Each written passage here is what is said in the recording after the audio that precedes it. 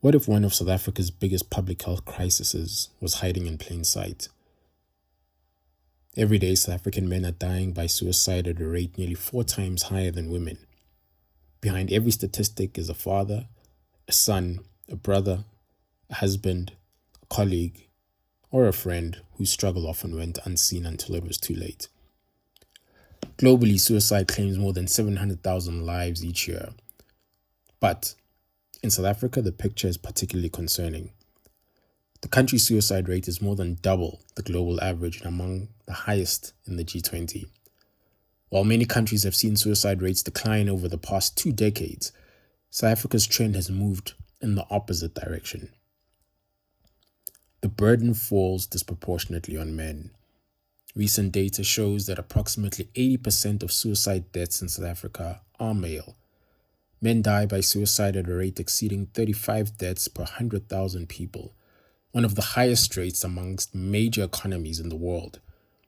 Yet, despite these alarming numbers, men's mental health remains one of the least discussed social issues in the country. Why? Well, the answer is complex. Research suggests that suicide among men is rarely caused by a single factor. Instead, it is often the result of multiple pressures converging at the same time. Mental health conditions such as depression, anxiety, and substance abuse are common underlying contributors. Financial stress, unemployment, debt, and economic insecurity place enormous strain on men who feel often responsible for providing for their families. Relationship breakdowns and social isolation can remove critical support systems precisely when they're needed most. But there's another layer that makes this crisis uniquely challenging. Many South African men grew up with powerful messages about masculinity. Be strong, be tough, don't cry, don't complain, handle your problems alone. For generations, vulnerability has been mistaken for weakness. Asking for help has been seen as failure. The result is that many men suffer in silence. Long before a crisis became visible, warning signs are often hidden behind humor, work, alcohol use, withdrawal, anger, or the simple words, "I'm fine." Yet this conversation is not just about suicide. It's about loneliness. It's about identity. It's about fatherhood, unemployment, purpose, pressure, trauma, and resilience. It's about what happens when men feel they have nowhere to take their pain. Today, I speak to Khahliso Lekalakala, whose research thesis titled An Exploration of the Psychological Well-Being of Men and How It Influences Personal and Family Dynamics in Gauteng, South Africa, helps shed more understanding on this topic and hopefully helps us build a South Africa here where men are not only expected to survive, but are supported to thrive. Hello. Hello, Hello. How are you? I'm good. How are you? Good. Thank you for spending some time on the show. Looking forward to discussing your fantastic work. Thank you for the invite. It's really great to be here. And as I go into my long list of questions, no, but I think one of the first things that I wanted to ask you is, what would make looking into a topic like this an area of interest for someone that needed to do research in this psychology field? Why? What initiated that? Sure. I can talk about my own reason why I decided to go with the topic. I think it was twofold, really. It was both academic, but had a very deep personal meaning. On the academic side, at the beginning of the year when I was studying, I had actually chosen to do my research in community and critical psychology, which basically focuses on social structures, power dynamics, as well as the environment or the broader environment and its influences on mental health or well-being. And right before I had to submit my proposal, I lost a very dear friend of mine, childhood friend, to suicide, who left a very young wife and 2 young children. A year before that, my husband also lost a friend from varsity to suicide. And we had a mental health scare with one of my nephews, right? So I think the topic really moved from being just solely academic and having an interest, right, to something that was really weighing on me to actually try and figure out where the issue was and trying to understand why was there an issue in the first place. Yeah. And on that personal part, as you sort of like approached the research, how did some of it illuminate to you the humanity of men? And I use that intentionally because sometimes if you go down certain rabbit holes, you might be led to believe otherwise. So yeah, how was that experience and part of what you uncovered? I think for me, because I grew up with men around me. I have 3 brothers. My dad was always around. I think some of the things I had taken for granted, not really thinking too much about them. Like I didn't have to be two minds or try figure out whether they had a problem or not. I mean, for me, they were just living. We were all just living. But I think during the research, what was actually very striking to me was how there was always a link to what society had actually set up as a standard for manhood, as a standard for what it means to be a man. So I think for me it was very striking to see and to actually understand that maybe that's where the problem stemmed from. Whereas before, it's something that I was probably oblivious to, yeah, or might have taken for granted. And to put you on record, I'd like to quote, being a woman conducting a research study on men's psychological well-being, a sensitive topic that's been proven that men avoid talking about it, raises some ethical concerns, and in order to avoid bias in the study's results, I have only interpreted the participants' data and not my individual experiences with men who struggled with their psychological well-being. I was and remain aware of my biases and actively and intentionally separated my individual experiences from participant data interpretations as researcher. Very important disclaimer to make. Critical. Because I think the nature of the conversation at times lends itself to having a little bit of perspective on both, right? And part of the reason why I brought that up is how then in that context did it feel for you to be in a position where you're asking men you don't know and you're a black woman, that dynamic, how did you, both as a professional but personal, also navigate that? I think it was very difficult for me not to share my opinion about it, my own observations on it. And the reason is because I didn't want the results or the conclusion of the research to be, I guess, to have an element of a personal opinion. I'm always going to have a personal opinion when it comes to it. Like I said, I have brothers, I'm married to a man. I have nephews, right? So I'll always have an opinion about such an important topic. But I had to exclude myself in order to make sure that the results were valid and really talking to what the research was saying or what the men that were being interviewed in the research were saying about their own experiences with regards to psychological well-being, right? I think for me, it wasn't really about me addressing what are people saying about it. What are these men who have experienced stress and anxiety saying about the topic themselves? Yeah. At that point, I'd like us to take a little walk to see something. Sure. So, traditionally, as we see here, men are, conditioned to just man, keep it moving, keep things together, uh, don't disclose anything about what you're going through, be that strong guy. So, in the context of the research that you did, tell me about what you felt, how easy or difficult it was to recruit men to come as they are here and talk about their mental well-being. It was really not easy. I think we spent a couple of weeks trying to get men to actually agree to have a conversation with us, especially on the topic. Yeah.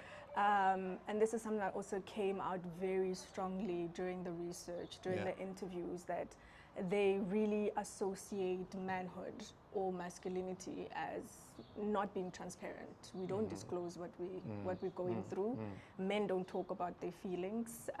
All we do is just play a role as protectors, as providers, and then everything else would sort itself out. And we don't talk to people about our issues if there are any issues. You solve your problems by yourself.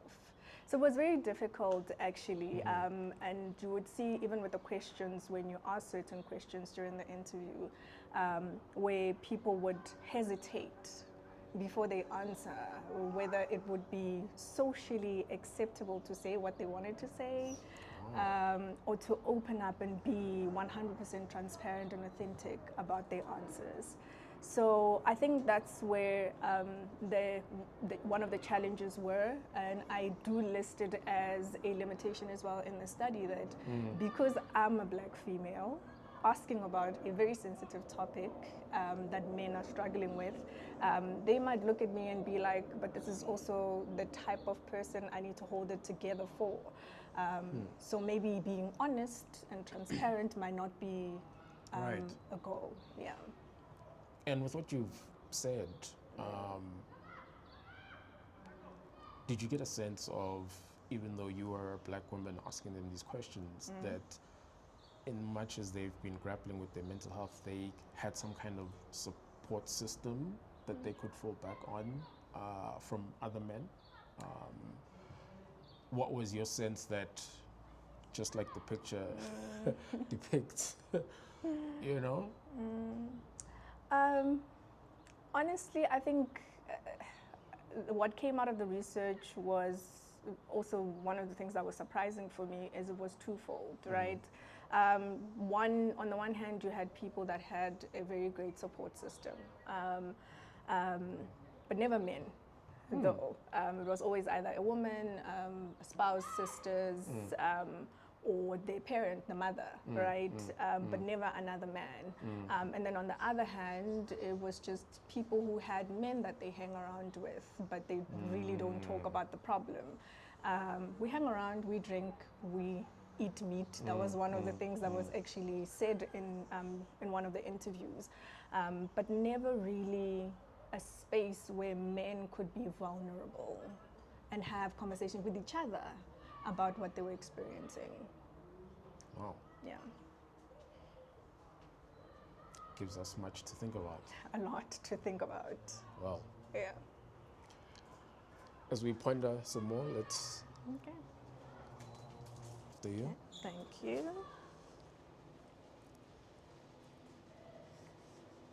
You know, as I look at these images of these men, I can't help but to quote. So in the paper you say, and it's quoting other research that says, furthermore, it has been discovered that the pervasive socialization of men's stereotypes encompassing appearance, behavior, cognition, and emotional responses has led to internalized stress amongst men, which result in feeling burdened by shame and guilt, while also feeling the pressure to conform to masculine norms that do not only create a barrier to seek psychological well-being support, but also inhibit them from developing social connections that are meaningful. And my question would be, in how much do you still see and recognize that some of these patriarchal, I suppose, constructs are part of the reason why men are very apprehensive to open up? I think think because it's something that is instilled in men from such a young age. I mean, how they suppress their emotions, how they're not very transparent, how they grieve. These are things that are in it. They're taught how to actually experience emotions or express emotions from a very young age.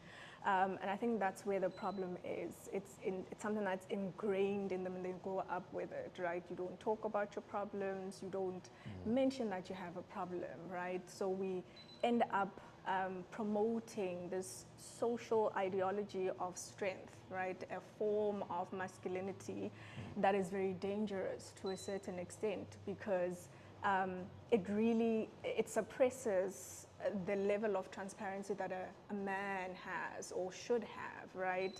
And I honestly do not think that there's anything wrong with someone saying, I'm strong or I want to portray a form of strength, or someone who wants to provide for their families, or someone who wants to be a protector. I don't think there's anything wrong with that. I think the issue comes into play when these roles take up so much space that they don't leave any room for vulnerability. They don't leave any room for people to talk about their problems, because then it has led us to this epidemic that we're in, where men don't talk about the issues that they're facing or try to seek help. Yeah. It's interesting that you mentioned that because one of the things that you sort of touched on in the next question is around your findings about, in as much as there's a need for more access, there's still quite some work to be done around men even getting to a point where they can verbalize that they're not okay. Yeah. So my question would be, what do you think it is about the men that were able to come forward to you in the study that got them to the point where they were able to verbalize for themselves, okay, I'm not okay and I can share it? I think the environment that they normally find themselves in. A couple of them came from environments where this topic was starting to become familiar, or we're starting to talk about the issue, right? The study focused on men aged 21 to 35. These are individuals that you would expect that they find themselves in environments where one way or the other they hear about mental health and psychological well-being. So I think it created a level of, I wouldn't say comfort, but I would say it created an opportunity for them to feel like it was okay to have the conversation, right? However, with that being said, and now I'm quoting something that has happened to me recently at work, where I was trying to do a campaign on mental health, and some of the men I spoke about, which are, I would say, are much older than 21 to 35, where they're still a little bit reluctant to have the conversation, right? A lot of them actually said, I'm not the right person to talk to, because they don't feel like they're qualified, or don't feel like they have the right language to actually have the conversation. So I think that's the difference between the men that we focused on, or that are focused on in the study, versus any other person that I could approach to have the conversation. You know? That's, wow, that's very, I didn't expect that. Yeah. Because, you know, what you touch on also preempts another question, because part of the implications about the well-being of men is its impact on the family unit. And so from what I'm hearing, from what you're saying, is it seems like in some form or another, the younger generation of men is a lot more open or receptive to the conversation. Would that be correct? I would say so. I would definitely say so, because I think the topic is becoming, I think, more common for lack of a better word. I think we're having more conversation. They're hearing about it a lot more. We're talking about it in the news. There are more campaigns to actually promote mental health. And they are also in spaces where these conversations are being had, right? Versus, I would say, men who are much older. Who are still so set in their ways that we really don't have those conversations. They've never seen anything different. They don't find themselves in rooms where anything is different. They don't find themselves in spaces where an opportunity is created for them to actually have these conversations. So for them, it's still a foreign topic. It's still something that's foreign to them to actually even experience or bring themselves into having a conversation about. So I would definitely say that, yes. For the younger generation, I think we have that advantage that there's exposure of the topic of the challenges. They're seeing it a little bit more.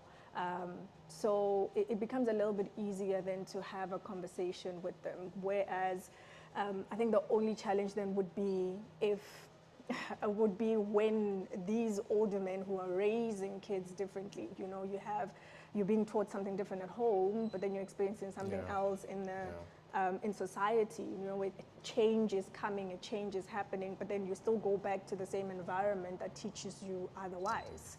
Yeah. Okay. I would like to get into the research objectives and the findings. But I think for that, we might want to elevate the conversation and discover. No pressure on the elevation. So, I wanted to come to aims and objectives of your research. So, it says the aim of this research is to study the current state of men's psychological well-being in Gauteng, South Africa, and explore how it affects their personal life as well as their family dynamics. This research study will contribute to existing literature by offering a South African perspective on men's psychological well-being, how it intersects with and influenced by hegemonic masculinity, while exploring ways in which men's psychological well-being affects their personal and familial dynamics. There's 3 research questions. 1, what are the key contributing factors towards the psychological well-being of men in Gauteng? 2, how do hegemonic masculinity and gender role expectations affect the psychological well-being and help-seeking behaviors of men in Gauteng? And 3, how does a man's regressive psychological well-being impact their personal and or family life? There are subsets to number 3, but let's pause here because I want to understand what for you was the guiding principle or set of things that got you to narrow things down to these aims and objectives. I think the first thing was trying to find the source. Where did this come from? When did things start getting wrong? What contributed to the way things are right now and how men are handling their mental health, why they're not talking about it, right? And also because I had started doing research, the topic on hegemonic masculinity started coming up quite a bit, right? And I started realizing, I think also during the research and with the findings, was that there was no way to actually separate men's mental health without talking about the social construct or social expectations that have been set about who is a man, what is a man, or what are they supposed to be doing, who are they supposed to be in this world. So I think those were my guiding principles in putting those questions together, because it sort of like helped me it helped to direct me and direct my focus and on the research in terms of what I was looking for when I was interviewing the participants. And the one thing that I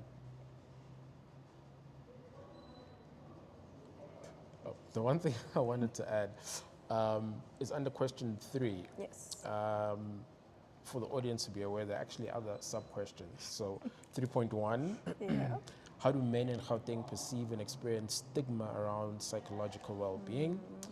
3.2, how do men's psychological well-being in Gauteng influence their interpersonal relationships? And 3.3, what are the implications of men's psychological well-being on their family, functioning Gauteng households? With all of this being said, the objectives then would be to, one, identify key contributing as well as risk factors to or for the psychological well-being of men in Gauteng, including socioeconomic, cultural, and environmental influences. Two, exploring how traditional masculine norms and gender role expectations affect the mental health and help-seeking behaviors of men in Gauteng.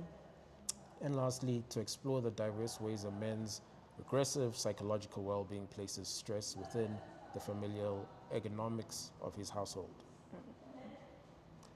Very, very, Loaded. very loaded. So, now I had a couple of questions. You need to read the paper if you want to ask more questions. So, Yeah. yes, it's on page 39, going to my crib notes. Yeah.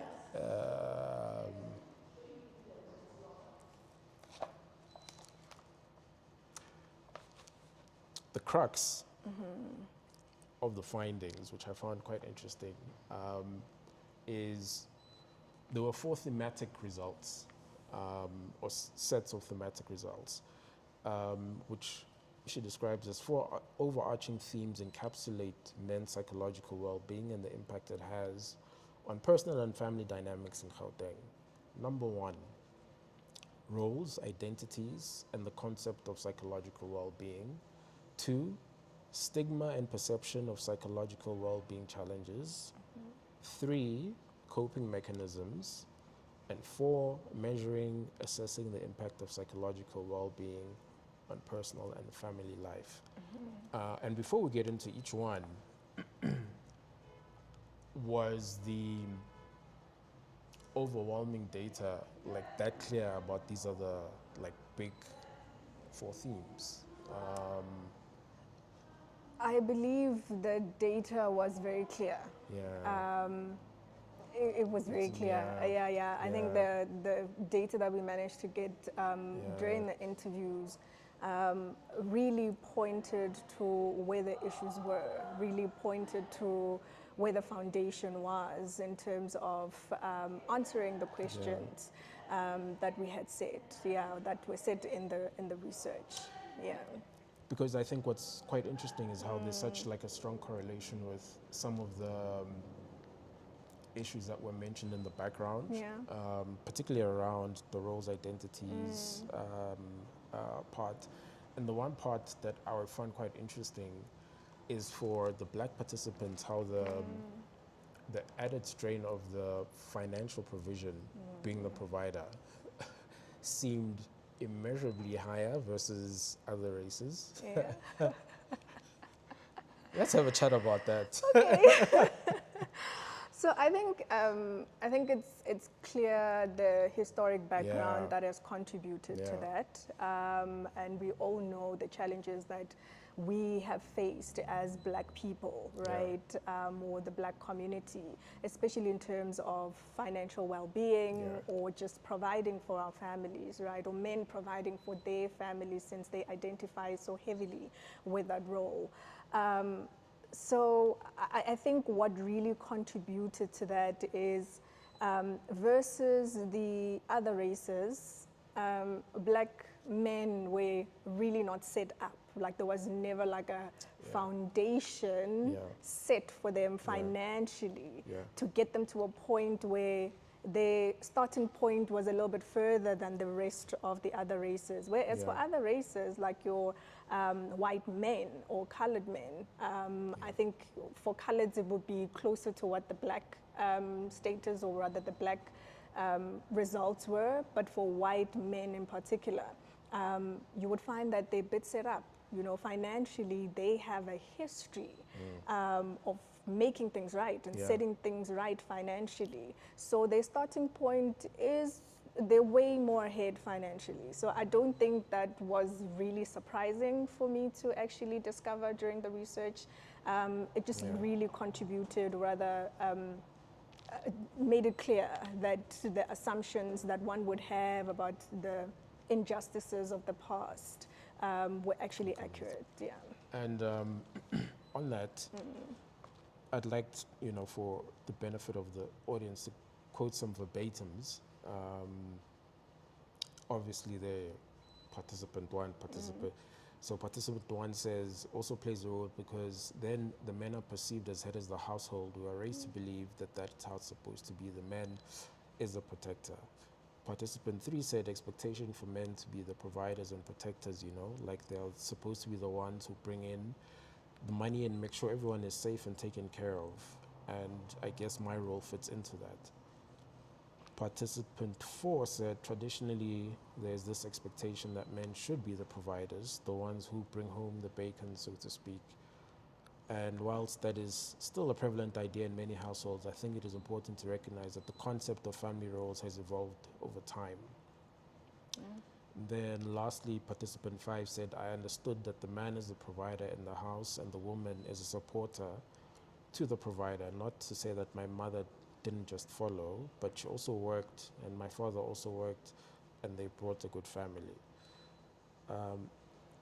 And then the narrative underneath says, the above data extracts indicate that the participants highlighted how the pressure and need to fulfill the provider role often led to stress and anxiety, where society's expectation for them to be breadwinners was seen as a notable source of psychological burden, and the role of identifying with being a protector further impacted their social well-being, where the constant expectation and need to appear strong and resilient were contrasted with any idea or desire to be vulnerable and share emotional affliction. So I think whilst it's painful to hear, there's also, unfortunately, the reality of the economy that we live in. And so part of what I also wanted to understand from the support structure piece is, as someone who's not done this research, who's extracted some very meaningful findings, what were some of the key things that you could take away about how men can and should be supported in both ways that they say, or as this research maybe suggests, don't say? Sure. I think I'm going to base my answer or I'm going to give you an answer based on the findings, Yes, right? yeah. That came out very strongly for me. Number one is with regards to how their manhood, or the participants' manhood and masculinity, was linked to performance or their identity, right? Meaning that because they were taught that they needed to be providers, they were taught that they needed to be protectors. Whenever they experienced stress, it wasn't just stress. Whenever they experienced anxiety, it wasn't just anxiety. They experienced those things through the lens of their identity. So meaning that when they started feeling like they were failing in these roles, it wasn't just the onset of psychological challenges that they were experiencing, but also they felt like it was a threat to their manhood, right? So for me, I would say if that is the one thing that we are dealing with, support comes with changing the narrative. I think the responsibility just broadens to not only women, not only parents, it's literally society, right? Changing the narrative about what does it mean to be a man, or Yes. changing how we view manhood. Yeah. The podcast that I was listening to actually mentioned how because this is the onset of the problem, if things were different, if every time a man was experiencing grief or challenges or unemployment or unemployment related challenges, if they had an opportunity to go back to their support system and actually be allowed to be vulnerable, if I think the definition of being a man widened a little bit, and it included vulnerability, things could be different, right? Because it would create a safe space for these men to actually have conversations and be able to overcome the challenges that they're facing and even seek help. Because when one of the other things that I found during the study was how stigma was one of the biggest reasons why men were not seeking help, right? And the way that it was actually revealed in the study was very surprising to me because it started being internalized, right? It wasn't just about how people are going to feel about me looking for help or asking for help. The way it was so internalized, it's that they started having these biases against themselves. It wasn't just trying to make sure that people don't see I have a problem. It's trying to also fix myself and feel like, or get to a point where I don't judge myself for having a problem.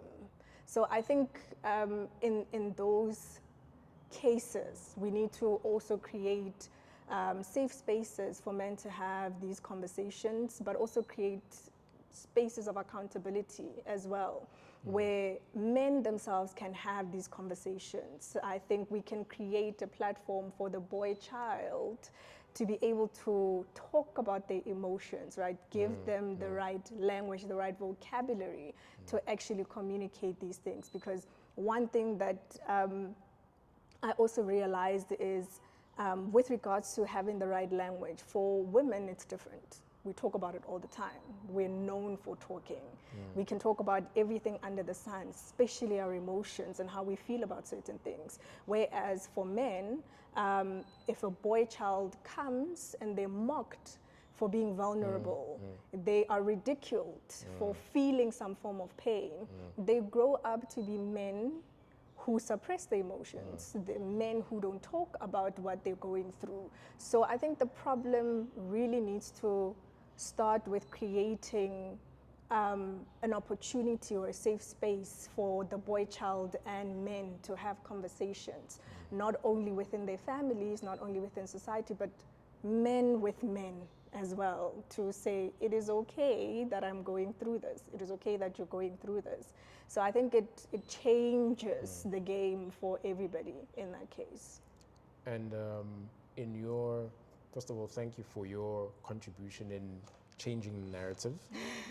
And in closing, I would ask, reflecting at the way the world was when you wrote this on this topic and where it is now. Okay, yeah. Are we closer to Uhuru or or at least we've made progress? Nyana? I think we are in the process of making progress, 100%. What I appreciate is that conversations are being had. There are way more platforms now that allow for these conversations to happen, which is something that I really appreciate. Podcasts, I saw TED Talks on it as well. In families, this conscious parenting is helping a lot of us actually create different foundations when it comes to setting things right. But I think we still have quite a long way to go. We do have the National Mental Health Policy Framework and Strategic Plan that's helping from a governmental standpoint, making sure that there's access that is fairly afforded to people. We raise awareness on it, etc. But I think we need to get to a point where raising awareness now translates into making sure that this information reaches people who are previously disadvantaged or do not have access to this information, number one. But also number two, that those who are dealing with these issues actually seek help. So I think while there is progress, I don't think we're there yet. But I was also really grateful that now that we're celebrating Men's Mental Health Month, the stats on suicide are coming out, right? There are more conversations that are being had on the news. I heard them talk about it, how men's suicide rate accounts for nearly 80% of the total suicide rate in the country.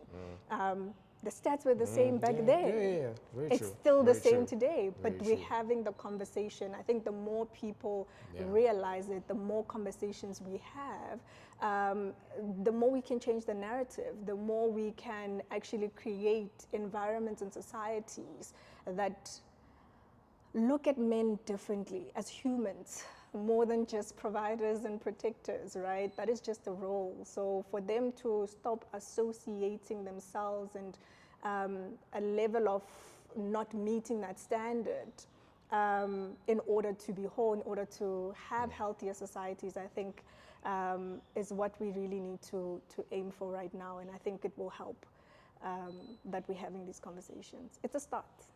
I Yes. think it's a start. And it shall Yeah. continue.